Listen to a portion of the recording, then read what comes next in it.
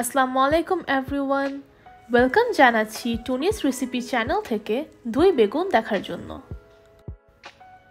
আমরা এখানে দুটো বেগুন নিয়েছি, হয়তো একটা দিয়ে হয়ে যাবে। লেজ আর মাথা বাদ দিয়ে গোল গোল চাকা করে কেটে নিব, আর আপনারা চাইলে লম্বা করেও ফিঙ্গারের মতন কেটে নিতে পারেন। এইবার ম্যারিনেট করছি। প্রথম লবণ আর হলুদ দিচ্ছি পরিমাণ মতো, তারপর দিচ্ছি হাফ চা চামচ মরিচের গুঁড়ো ও তারও কম জিরে গুঁড়ো। এখানে একটু পানি অ্যাড করা যেতে পারে যাতে মশলাগুলো বেগুনের গায়ে লেগে যায়। তারপর আমরা আধা ঘন্টার জন্য এগুলো এভাবেই রেখে দিব। এখন দইটা রেডি করে নেব। এখানে 1 কাপের মতন দই নিয়েছি। এটা কিন্তু টক দই, ঘন আর ক্রিমি। প্রথমেই স্বাদ মতন বিট লবণ আর 1 চা চামচ চিনি দিয়ে ভালোভাবে মিশিয়ে নিব। এখন অল্প একটু পানি দিব। খেয়াল রাখতে হবে দইটা যেন বেশি পাতলা না হয়ে যায়।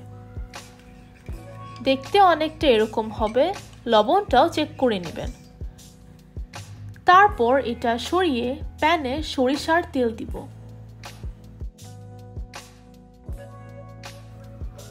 এই সময় তেলটা গরম হয়ে এলে এক এক করে বেগুনগুলো দিয়ে দিব,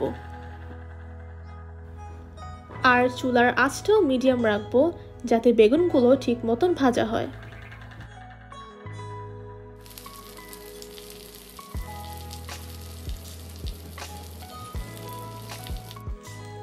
এক পিঠ ভাজা হয়ে গেলে অন্য পিঠ উল্টে দিব।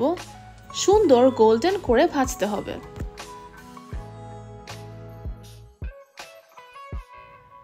এইবার ফোড়ন তৈরি করতে হবে। ফোড়ন তৈরির জন্য আরেকটি প্যানে সরিষার তেলে 4টি শুকনো মরিচ আর 1 চা চামচ 5 ফোড়ন আর হাফ চা চামচ সরিষা দিতে হবে।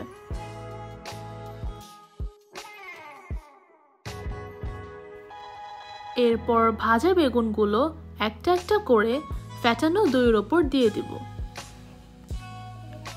এরপর কড়াই ওপর করে তেল মশলা দুই বেগুনের ওপর দিয়ে দিব।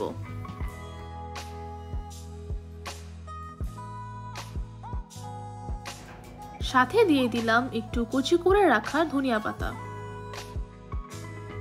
তারপর হালকা হাতে সব ভালোভাবে মিশিয়ে নিতে হবে। তৈরি হয়ে গেল আমাদের দই বেগুন। কি খুব লোভনীয় লাগছে, তাই না? তাহলে চটজলদি রান্নাঘরে গিয়ে এই সহজ রেসিপিটি তৈরি করে ফেলুন।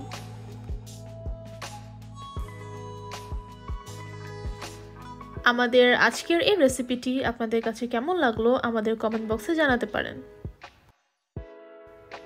ভালো লেগে থাকলে একটা লাইক দিয়ে দিবেন। আপনাদের প্রত্যেকটি লাইক এবং কমেন্টস আমাদের অনেক অনুপ্রাণিত করবে। আশা করছি আমাদের এই ছোট চ্যানেলটির সাথেই থাকবেন। আজ এই পর্যন্তই। আল্লাহ হাফেজ।